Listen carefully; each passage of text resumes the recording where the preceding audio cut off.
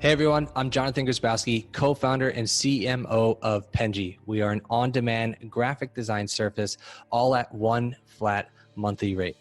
Today on the show, we are going to talk about the honest truth of leadership, what it takes in order to replace that ego and stop getting it so much scratched as it is. And we're just going to have a healthy dialogue about life and how to treat others the way that they want to be treated and treat humans like humans. Stay tuned. Congratulations! You are tuned into Dov Baron's Leadership and Loyalty Show, the #1 podcast for Fortune 500 executives and those who are dedicated to creating a quantum leap in leadership. Your host, Dov Baron, is the founder of FullMontyLeadership.com. He's an executive mentor to leaders like you, a contributing writer for Entrepreneur Magazine, CEO World, and he's been featured on CNN, Fox, CBS, and many other notable sites. Dov Baron is an international business speaker who was named by Inc. magazine as one of the top 100 leadership speakers to hire. Now, over to Dov Baron. Welcome, dear friends, fans, and fellow aficionados of leadership excellence. Thank you for joining us on this episode of Dov Baron's Leadership and Loyalty Tips for Executives, part of the Full Monty interview series. I'm your host, Dov Baron, the founder of Full Monty Leadership, and I'm here to assist you tapping into the one thing that your business needs in order to change everything. Let me ask you, are you committed to up-leveling your leadership? Well, if you are, have you ever thought about how much your business needs to be focused on your community? If you were community focused, how might that impact your bottom line? Stay tuned because you're about to find out. Remember, you can now chat about this episode or any past episodes on our Facebook page. Just go look for Leadership and Loyalty Podcast. If you are a new listener, new viewer, strap yourself in. We're about to go full Monty. As always, you can find us on Apple Podcasts, on Spotify, on iHeartRadio, wherever you tune into podcasts. And remember, we always need your help in staying relevant. So please get over to wherever you tune into podcasts, rate, review, and subscribe to the show. You can also catch us on traditional radio stations across the United States every Monday and Thursday, all the way from Vegas to Georgia, including at Quantico, because the FBI is listening to us. You can also catch us on Roku TV, where there's over 100,000 subscribers. And if you're a regular listener, a regular viewer, I want to say a big thank you to you because you've made us the #1 podcast globally for Fortune 500 listeners with a potential reach of 2.5 to 4 million listeners for every single show. We're honored and grateful to be cited by Inc.com as the #1 podcast to make you a better leader. Did you know you can also catch us on Spotify, Google Home, Alexa, any of those kinds of places by simply saying, play Dov Baron Podcast. Again, thank you for sharing the show with everybody you know. All right, let's strip it down and dive right in. As a leader, whether you are a CEO, someone in the C-suite, a sales leader, an entrepreneur, or a leader in any capacity, you know that business has changed in so many ways, not least of all that the largest workforce is no longer the baby boomers. In fact, we've had to pass on the baton, and it's been passed to the millennial generation. Now, you can complain or you can praise them, but you should know that this generation has a strong entrepreneurial drive and an even stronger sense of community. What will this mean to you as a leader and the potential impact on your business? Well, let's find out together. My guest on this episode is Johnathan, let's just make sure we get this right, Grzybowski. He's the Chief Marketing Officer and co-founder of Penji, an on-demand graphic design service that is fast, simple, and affordable. Penji has been named, listen to this, as the top startup to watch, according to Philadelphia Magazine. They've also been mentioned in major publications like Success Magazine, Huffington Post, Forbes, and Inc. Prior to Penji, Johnathan founded multiple marketing-related startups and worked for Apple. Johnathan is also the host of the Blind Entrepreneurship podcast, and that podcast has been mentioned in the top business podcasts on Apple Podcasts. It's downloaded over 100,000 times. His mission with this podcast is to empower business for the next generation of entrepreneurs so that they can execute their vision with profitability. So ladies and gentlemen, please put your hands together and help me welcome host of Blind Entrepreneurship Podcast, Chief Marketing Officer and co-founder of Penji, Johnathan Grzybowski. Thank you very much. I wish that every time I walked into a room, I got that type of ovation. I think that I would probably be far more successful and even faster with that type of energy. So I appreciate it. And Dav, it's always good to see you. Thank you so much for having me on. Are you married? Am I married? No. I'm dating, but I'm very much so single. Well, so what you need is you need your girlfriend to listen to that section Yeah, and do and that. have her do that when you come into the Yeah. room. Particularly if you're coming Yeah, with your wife. I'm dating a boss babe, and I don't think she wants anything to do with that. So if anything, she'd be like, you should be doing it for me. And, Right. So even if you slide into the room wearing your tidy whities and a pair of socks, that's not going to go down? yeah, absolutely not. No, it's not. Yeah, I think it would have to be like tidy whities, champagne bottle, roses, and then maybe it would probably turn into a maybe instead of a hard no. I'm glad you put no at the end of hard, but we'll Yeah. move right on. Uh, so, one of the questions I like to start with asking people, because, we live in particularly now in a social media world, we live in a world of influence. We live in a world where that we are given images of people. And often what I find is that most successful people have been influenced by people that most often most of us wouldn't even know who that is. Who is someone that we likely don't know who's been a major influence in your life? Yeah, that's a really interesting question because for me, I don't have an answer for that. I Mm. think more so it was just based off of experiences and things that I knew I didn't want versus individual people who put me down that path. Obviously the logical answer would be like maybe parents, but like I think what I did, I don't think they've ever said one single thing to me that was steering me down that.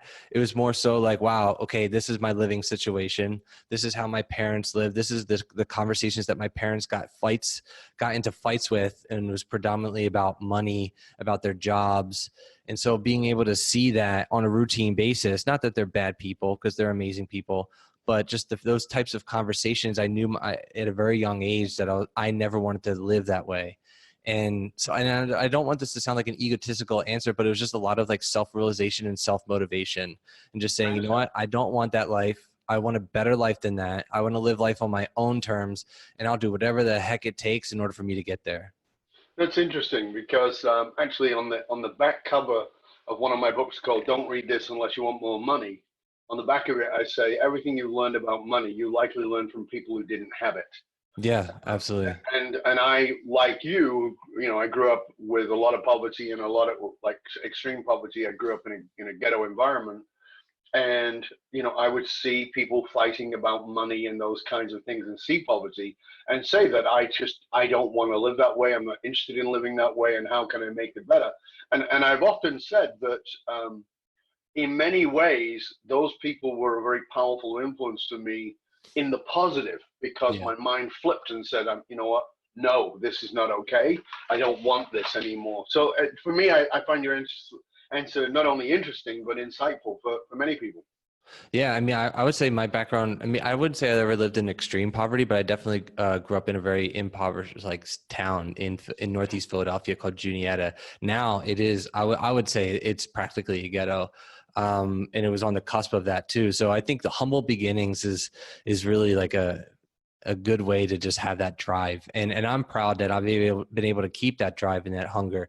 I don't, there's a lot of things that I do in my life now that I've stripped a lot of things down, and I just constantly want to obtain that hunger. And the minute that I give myself just an ounce of success, it kind of sets me back and allows me to become complacent. So that mindset of just not being complacent has changed in my opinion, has changed my life. Sure. Now, your company, Penji, as I said in the intro, has been named as a top startup to watch, according to Philadelphia Magazine. Like I said, you've been mentioned in Forbes, you've been Yeah. mentioned in Success, etc. What do you believe? I mean, you only started the company in 2017, which is like 20 minutes ago. So, what do you believe makes Penji so worth watching?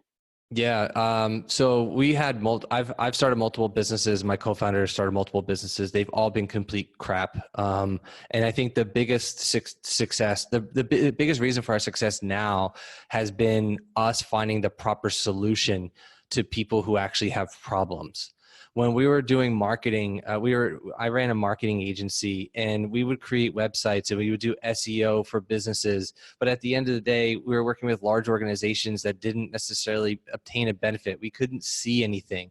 We would create this website for a university, but who is it really helping? Nobody. At the end of the day, it really isn't helping anybody. So we figured out these problems that we were having internally within our own marketing business, and then we turned it into an actual service. And that's kind of, in my opinion, that's why. That's the first part. So it's us finding the problem and then creating an awesome solution that I'm extremely proud of. For the first time in my life, I'm proud to actually be a part of this. The second thing I would say it was what makes it us an awesome company to watch is the team that we are associated with. We have an amazing team that works incredibly hard, that will give their lives, so to speak, for what it is that we believe in as a company and what we believe in as human beings. And I think just the natural just marketing aspect of it, of them talking about how much they like their job on like public forums and on social media and even to their friends, I think it's created a great audience that other people become more interested in it. Yeah, in my book, Fiercely Loyal, I talked about how it was about leading millennials and how really creating a company where the people who work for you go out and they become your recruiters because they love working there so much. And I also talked a lot in that book about the importance of being community focused. And I know that that's a very big focus for you. In our previous conversation, not recorded on air, but we talked about where you are based, where the company is based, and why you chose to be based there. First of all, tell us where you're based and why most people would go, I'm not starting a business there. Yeah, absolutely. So it's Camden, New Jersey, which is right across the bridge from Philadelphia, Pennsylvania. It has been labeled as one of the most dangerous cities in America. It is 7 square miles, I think, or 9 square miles, and it's just a lot of drugs, a lot of violence. A lot of negativity has built up. Now, there has been, since the past couple of years, a resurgence of the city. But what we wanted to do was we wanted to go into a community and we wanted to be able to help, not only from a digital aspect, be able to help the city look better. And I can get into that later, but we also want to be able to hire the residents within an underserved community. So what we are going to be doing as we continue to grow is we're going to be headquartering and having offices in underserved communities throughout the United States, and be able to hire inner city youth or be able to hire residents within that area and give them jobs or internship opportunities, or at least some type of knowledge that they can take with them through the rest of their career. So that's fabulous. Tell us why, though.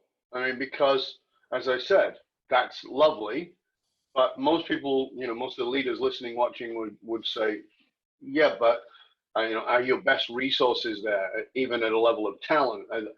Wouldn't you have better resources available to you in New York City? Sure. Wouldn't you have better resources available to you in a more major city of New Jersey or any of the major cities? Yeah, I think looking back at it, we're more so just a band of misfits ourselves. And a lot of people immediately shy away from these types of cities because they believe that there's no talent there, or that these are second-class citizens. And yes, the easiest way to be able to grow a company, we could probably hire somebody that's ready to go in New York, and we hit the ground running with that individual. But we believe in investing in our people. And so it's just more so, like, it may not be a clear cut, but we want to be able to work with people who believe in the things that we believe in versus then just getting paid. Because getting paid is easy. But if we're able to invest just a little bit of time, a little bit of money, and I'll share a quick story. Thank you. Every time that we hire somebody, every time that we bring somebody on, we asked our team members one question, and it is, what is your dream and how can we help you achieve that dream? And the answers that we've been able to get at some of the highest level professionals that we thought would be a perfect fit for our culture, the answers were so non-relatable to our company culture. Mm-hmm. And then we started asking people who were based in Camden those answers, and a lot of it coincided with us. It coincided with like who we are as human beings. And at the end of the day, that's what we want. You know, we want to be able to work with human beings. Like, yes, we want to work with strong professionals and smart professionals, but we want to treat humans like humans. We want to treat our customers like humans. And we ultimately want that same respect back. So I think that's kind of like a long-winded answer to your question. So, I mean, as an example of this, you offer a service that I believe, make sure I'm not incorrect, but offering a service to all nonprofits in the Camden, New Jersey area for I believe $1. Yeah. Right? So thank you for bringing it up. So in addition to the people that we hire, we also want to be able to leave some type of imprint digitally on our community. And we believe that it starts at the nonprofit sector. So people who are also helping others. And a lot of nonprofits across the world, not let alone just Camden, they're not able to afford graphic design services or even like a marketing professional. And so what we do is every year we have like a class, so to speak, and it's we get about like 10 to 20 people. We get hundreds and hundreds of applicants, but we accept 10 to 20 people throughout the entire year, and we give them our services for $1 a month. And that's just like our way of giving back to the community, because if they're able to look good, like if you dress nice, like you're always dressed to the nines, but like if you look good, right, and you'll feel good. If you look good, you feel good, then you become more confident. And that confidence is then going to go out through your workforce, through your family, through your people. And so that's kind of like what we want to do, is we want to be able to give that confidence back to the nonprofits. Yes, we only charge $1. But yeah, that's kind of like the mindset of that. Mm-hmm. So you're hiring in the community, you're serving the nonprofits in the community, you are helping the local community by hiring residents and even students, right, from that community. You said that the people you're taking on, you have these conversations with them about, well, what is your dream and how can we help you get there? And you said that what you're looking for in that is an alignment of values. So what are the values of your company? Yeah, absolutely. So I'll be able to rattle them off, just because I think it's really important for everybody to understand who we are as human beings. So basically, it's love thy neighbor, I think, is probably one of the most important things. So love thy neighbor and love thy customer. And our customers are the reason why that we exist. And so if we're able to help our customers, then they're able to help more people. Another thing is to give generously. So more often than not, we may not necessarily be able to give like hundreds and thousands of dollars, because we are, to some degree, we're a fast growing startup. Let's just call us what it is. But we always find other ways in order to do that. What was that? But you're still a startup. Yeah, absolutely. We're still a startup, but at the same time, we want to make sure that we have an emphasis on that. We want to be dependable. So we strive to be a company that our team members and our customers can depend on.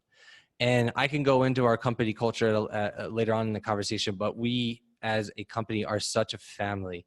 It's strange. Like we operate, we're like, if you were to picture us like rowing, like we're all rowing a boat at the same time. Our strokes are in unison. Our conversations are just forward thinking and not necessarily negative. The fourth thing is true to oneself. And I think we're very transparent and honest. And then the last thing is quality. And quality is not only what we deliver to our customers, but just the quality that we're able to produce within ourselves. Right. So I mean, may I ask you how old you are? Yeah, sure. That's fine. I'm 30. I just turned, well, Okay. let's just face it. I didn't just turn 30. I'm 30. I'm in denial, but I'm 30. Yeah, well, don't worry about it. I'm double your age, so it's okay. So you're 30 years old, and it's easy, as we talked about at the beginning, for people to look at you and say, you're a kid. What do you know? You know. hmm So tell us.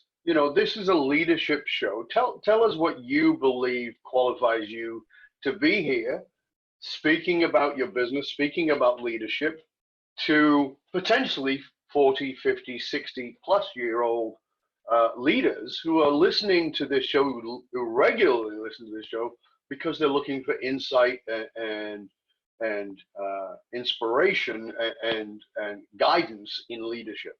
Yeah. You might hear all this and think that I'm just some naive dude. And I would say you might be partially right. But I think the one thing that I've seen that older people aren't able to grasp is the idea of their ego. And it's something that I'm very passionate in talking about and understanding and self-aware. I think those are the biggest things and the takeaways that I would like to hear, that I would like you to take from whatever it is that I'm about to say. And I'll just recap them again: is check your ego at the door and just be self-aware with what's going on in your surroundings. There was a time in my life where everything that was said to me, I took personally. Everything, all the conversations that I have started off or had the intent of being positive. But then somehow at the tail end of the conversation, it ended in a negative. And I started to self-analyze how that happened. That not only happened in my love life, but it happened in my family. It happened in my business relationships as well. And I had these really hard conversations within myself, like, why the hell is this here? Why are we here at this exact moment? And it was just because of my ego being scratched, my ego being tarnished. And I see that a lot, particularly and predominantly in males, in older males at that. And I think if you're able to understand, it's hard to train an old dog new tricks, but if you're able to grasp why, the essence of why, I think you could then be able to lead a company to its growth and to its height, just by grasping the understanding of why. So everybody's talking about why, and my experience is that very few people understand it. So tell us what you mean by why. Well, I think for one, what is my why? I think that's like the basis. And I think that might be extremely elementary to say this, but I think for me to understand my why, it took several years. It took tens and tens of, I'm only 30, but it took me at least 5 to 10 years in order to figure out what my purpose is on this earth. And I realized that at a very relatively young age that my purpose has nothing to do with me. My purpose has everything to do with the people that I surround myself with. And in the very beginning, I was a solopreneur, and I was a very egotistical co-founder and founder of a company. And as we grow to about 50 people, now we're over 50 people at this point, my life is no longer about what I want. It's about me making sacrifices. It's about me being there. It's about me doing the things that nobody else will. And I think that mindset has been revolutionary to where we are today in business, is just saying, hey, I have to make this sacrifice. I have to miss out parties. I have to miss out weddings, which I've done.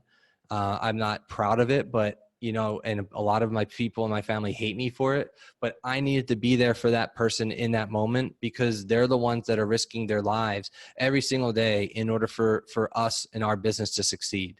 And so I have to be there for them at all costs.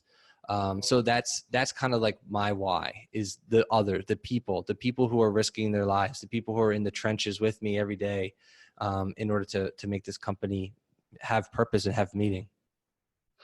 And as a result, you've actually started a business that is certainly has a different business model than most people when we go to see a graphic artist or looking for graphic design.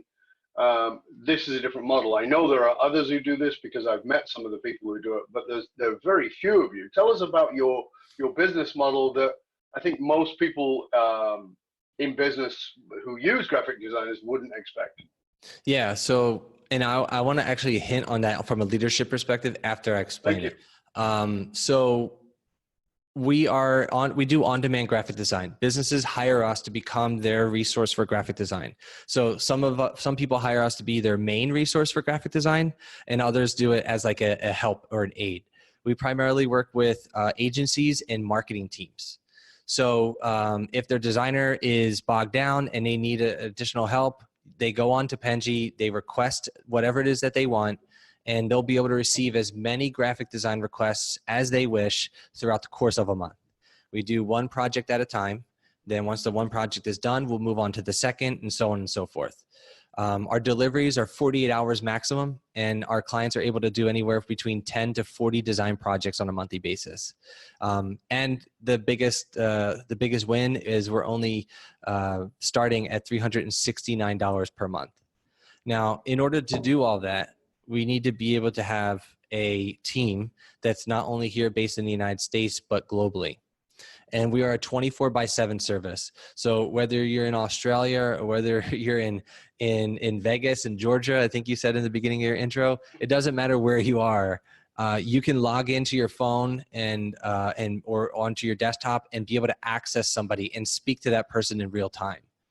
Now, why is that important from a leadership perspective? Is because a lot of people from leaders aren't able to communicate properly with their freelance, outsource, or even their teams, their human to human relationship teams. They're not able to communicate properly. And I also see from a leadership perspective is that just because people aren't in the office and you're not able to physically see them, that it's easier to fire and they don't care. They don't matter as much. Mm-hmm. And at the end of the day, I think because a lot of our team is not based here, the conversations that we need to have are elevated.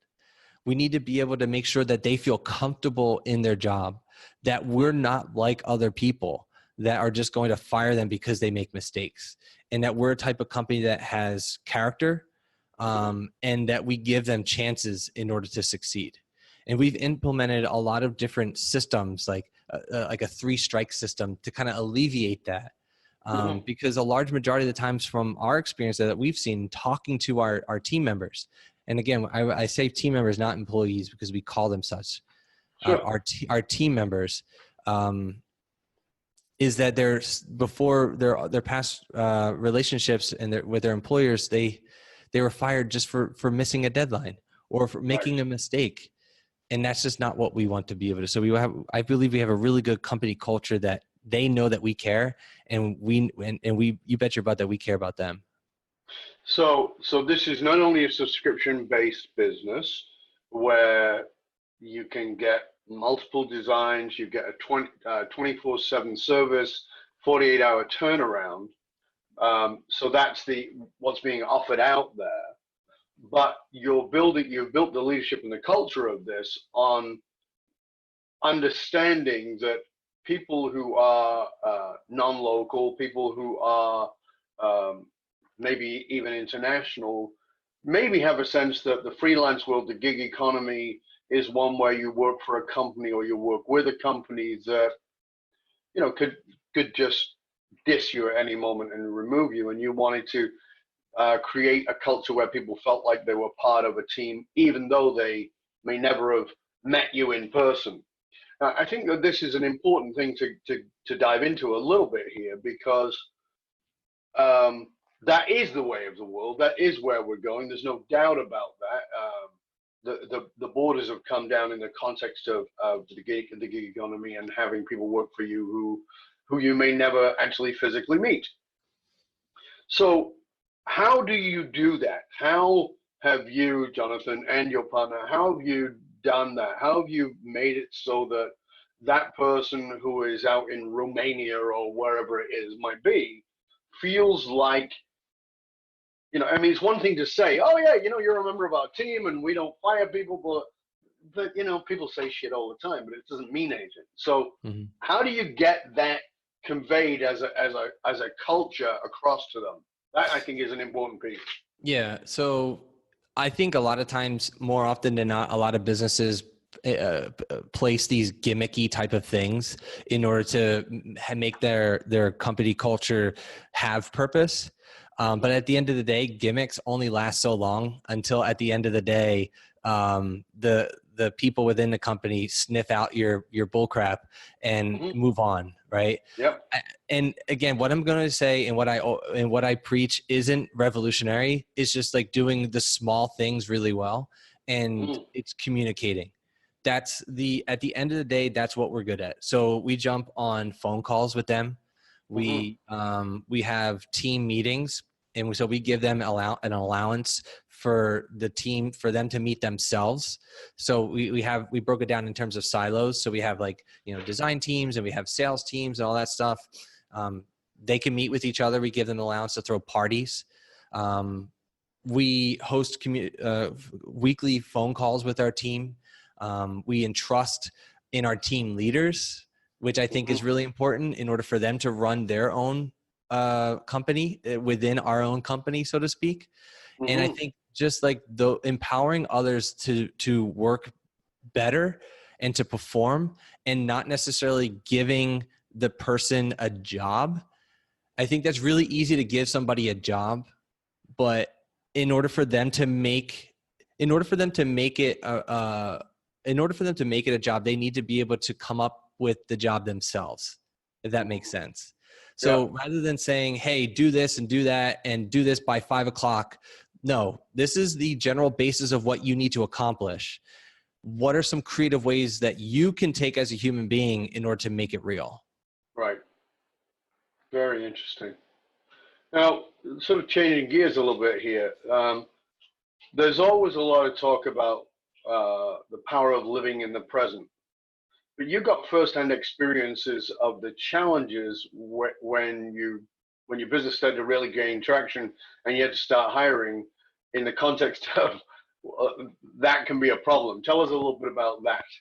Yeah, anytime you're hiring people, especially at a massive, not massive, but at a fast rate, there's going to be problems. There's going to be you really you don't realize how bad your processes are until you are met with adversity. And so we believed for the longest time that this is how you hire, and this is what you do, and this is the onboarding process, and this is how to grow the company and get them acclimated with what they need to do. And then you hire 2 or 3 people at a time, and you sit them all in a room and you have them do the exact same thing, and you realize that, holy crap, what worked for like the first 10 people of the company isn't going to work for the next 20 or the next 50. So we ended up having, and we still do this to this day, we change our processes so much in order to make sure that it's the best possible experience for the people that we're hiring.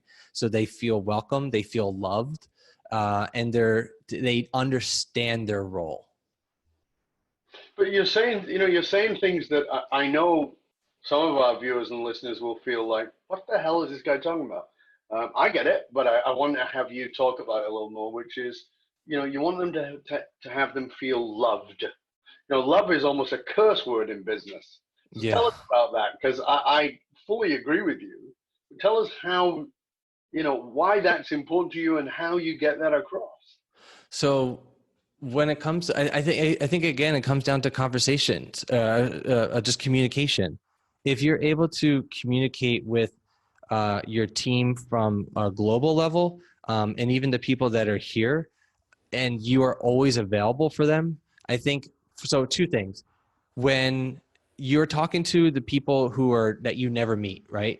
The people who you've outsourced to, they may work different hours than you, but you need to make sure that when they have a question, you answer it in a timely manner. So that's important. When it comes to the people here, it's just going a little bit above and beyond and finding out what their dreams are. And I think that's why it's so important to understand that the first question that we always ask, or excuse me, the last question that we ask in our interviews is, what is your dream? Because now you understand what the motivating factor is for that individual. So if somebody says, hey, I want to make a lot of money in order to support my family. Okay, well, you bet. So here's like something that we do. If family is really important to that person, what is their birthdays? What is the children's birthdays? And on that birthday, send a small gift. Send a small gift, because that's the most important thing in their life. Or maybe there's something else that's important that they like. I don't know what it could be. But if it's family, just understand that, okay, well, here it is. If it's internal self-care, honoring the values of that individual, of the human being. Yeah, absolutely. And treating them like human. Right. But I think that this is where, and again, I spoke about this in Fiercely Loyal, but this is where so many companies fall apart, is that they acknowledge their people. Oh, you did a great job in sales. You did a great job of X, Y, or Z. And there's this generic acknowledgement of the person rather than a values-based acknowledgement. And that's what you're talking about, is if my, the example I gave in the book was that a company in Seattle who rewarded all their sales team by giving them Seahawks tickets for the year, which was wonderful gift and an expensive gift, except that not everybody in the sales team likes football, and many of them hated it and were felt pissed off and upset because it really meant you didn't pay enough attention to me. Exactly. That's a perfect example. And I think that's a great understanding that you're putting forward there, that one of the ways that people feel loved, LOVED, is for you to value them based on what it is they value, not on what you think they should value or what you think is a good way of acknowledging them. So I love the fact that you and your company focus in on the individual at that deep level, which is powerful. Well, I want to go a step further, talking about the millennial aspect of it. A lot of millennials like the idea of experience. So when you not only understanding what they believe in, and again, the Seahawks example is absolutely perfect, but maybe the millennial wants to go out to like a really nice restaurant.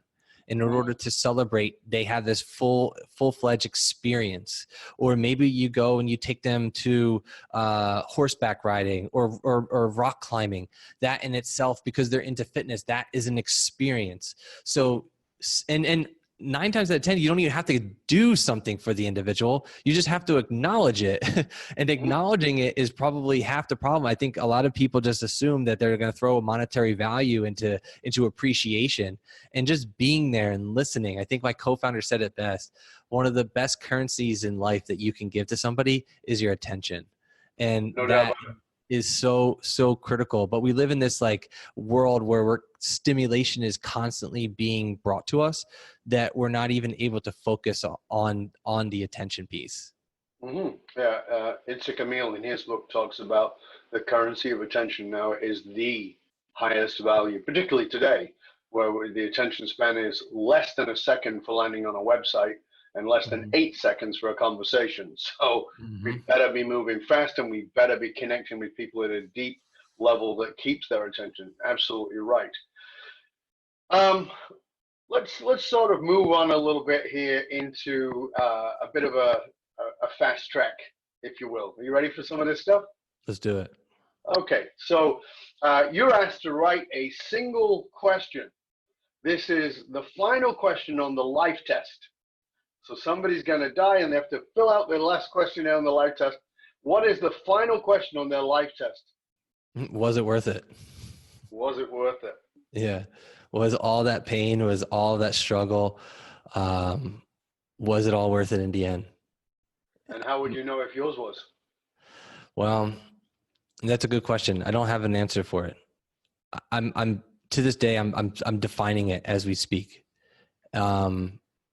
I don't think the answer that I give right now is going to be the answer that I give at the end, but I think that I would have a theme. Did I make other people happy? Was I a positive influence in those who I love most? And did I have fun? I think it involved something like that. And also, did I get to try a bunch of wine?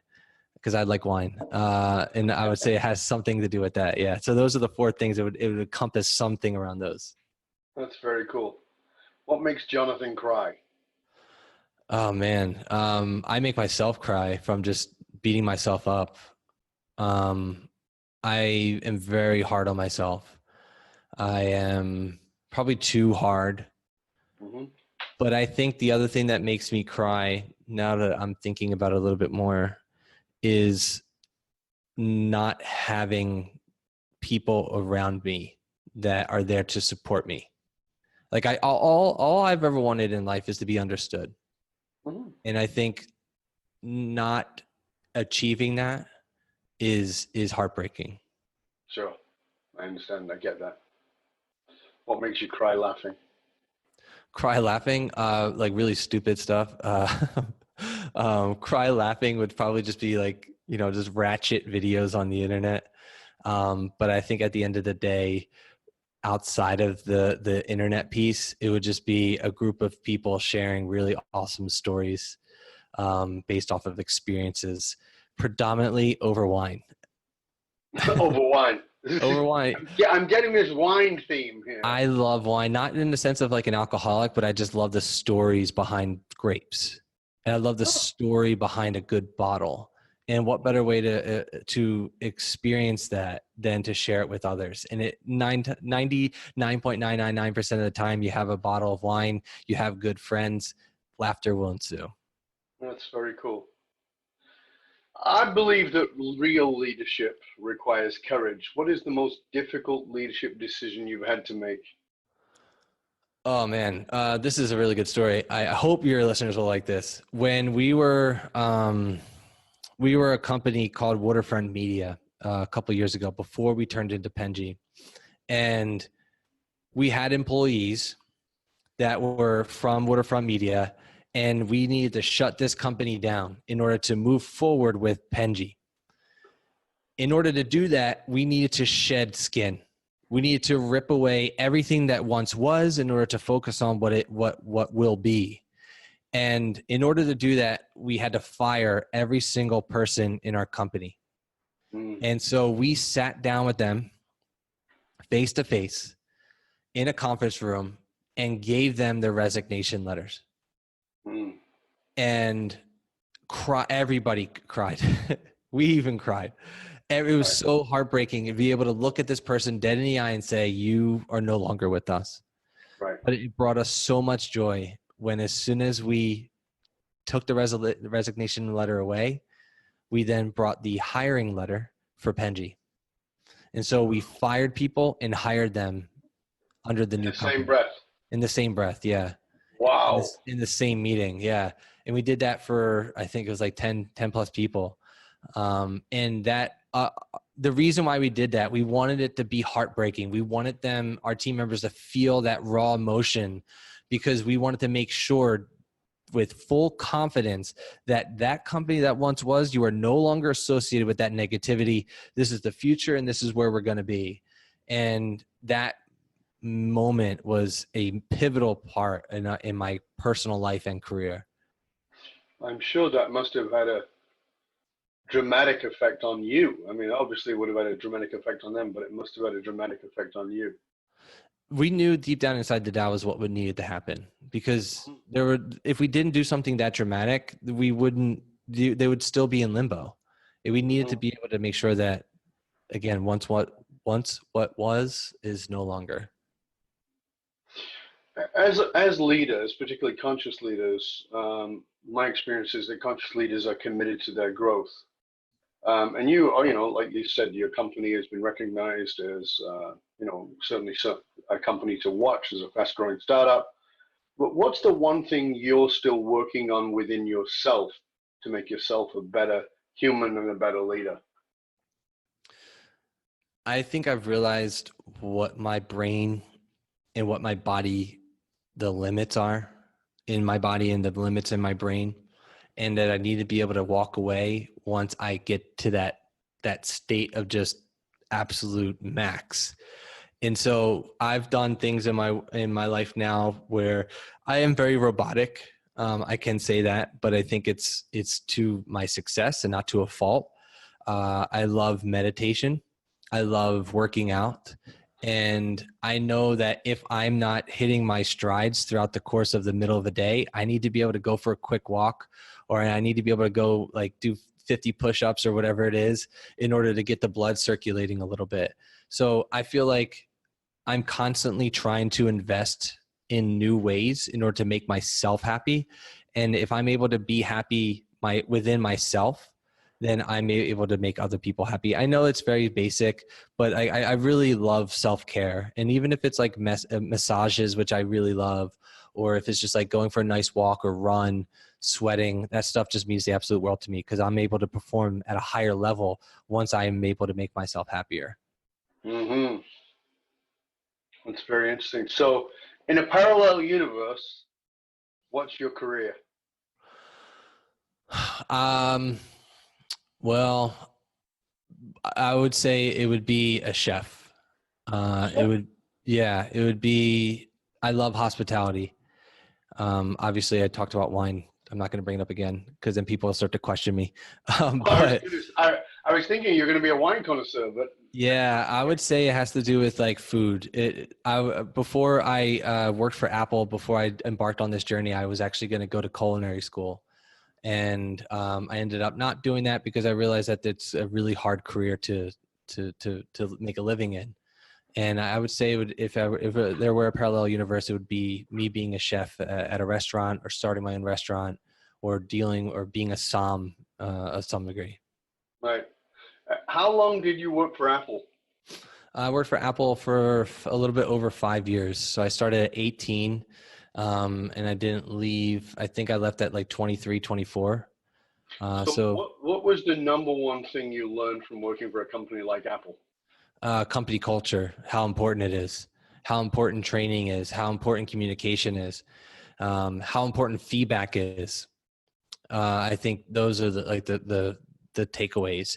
Right before we created our employee manual, I read the old Apple employee manual and got a lot of suggestions and inspirations based off of how they train their employees. They're one of the best. They are the best company in the world, I would say, at least at this moment of this taping. But they can't get there without good training and and good culture. So a lot of what is in the company has some merit and some basis to the foundation of Apple. That's fascinating. Very interesting. Well, it's been a pleasure and honor having you with us.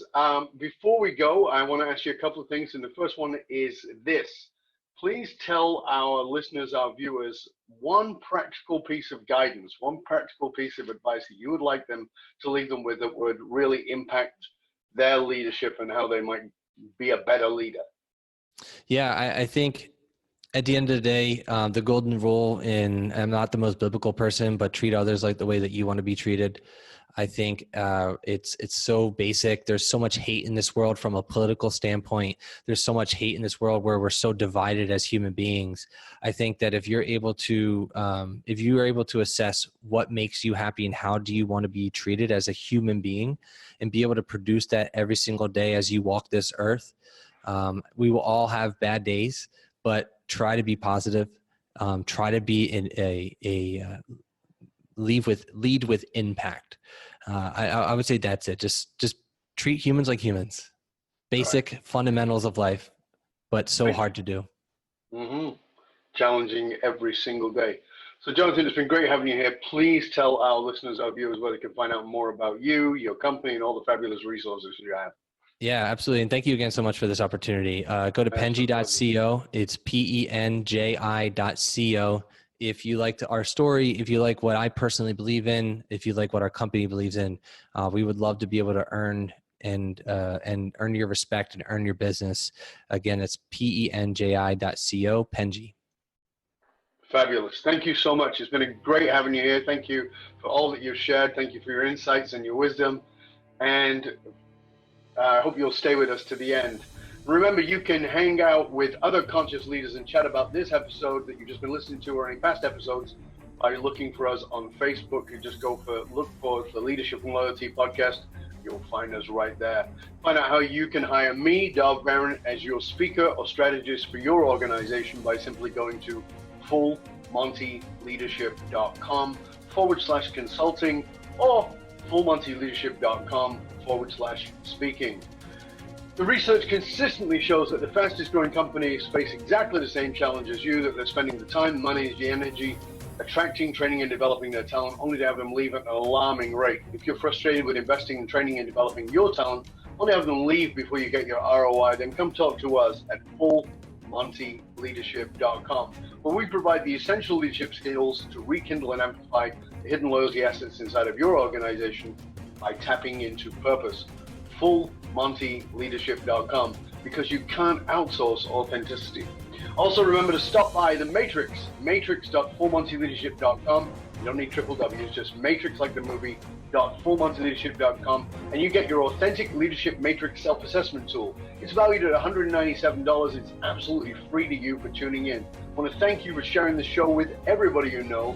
Till next time, stay curious, my friend. Stay curious about how you can invest in your community at a deeper level so that they will invest in you and your business at a deeper level. I'm Doug Barron, and I'm here to assist you tapping into your deep greatness to reach that next level of clarity, focus, purpose, and profit in your business, your life, and your leadership impact. And I am out.